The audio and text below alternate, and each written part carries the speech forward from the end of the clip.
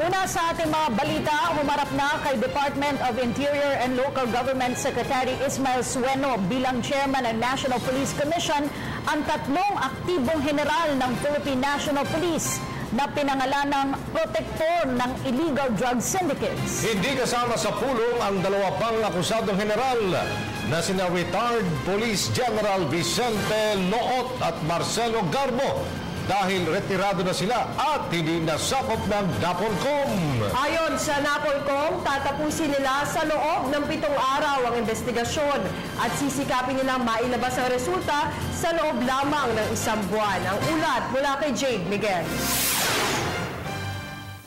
Pumunta sa himpilan ng DILG NAPOLCOM ang tatlong general na pinangalanan ni Pangulong Rodrigo Duterte bilang umano'y protektor ng mga drug syndicates.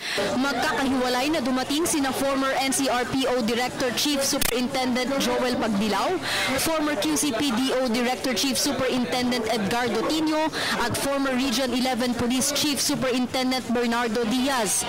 Nagtungo sila sa NAPOLCOM upang iparating ang kanilang panig kay DILG Secretary Mike Sueno. Ang NAPOLCOM na napapasailalim sa DILG ang siyang may jurisdiksyon sa tatlong general. Sila rin ang magsasagawa ng investigasyon hinggil sa naturang paratang ng Pangulo na sila ay nagkakanlong ng mga sindikato ng ilegal na droga. Nangako naman ang NAPOLCOM na magiging mabilis ang kanilang investigasyon sa mga nasabing alegasyon alinsunod sa naisi ni Pangulong Duterte ng mabilis ang pagresolba sa issue.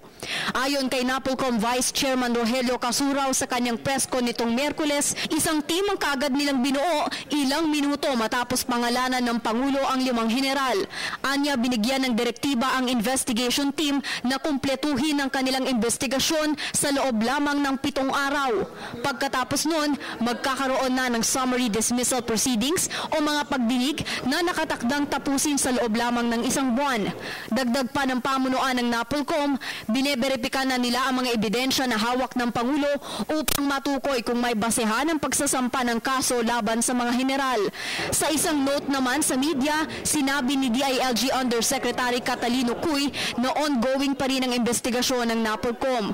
Anya, nagpunta ang tatlong general kay Sueno bilang parte ng procedural process. Hindi naman nagpaunlak ng panayam ang tatlong general, gayon din ang mga opisyal ng NAPOLCOM. Para sa Telebisyon ng Bayan, Jade Miguel.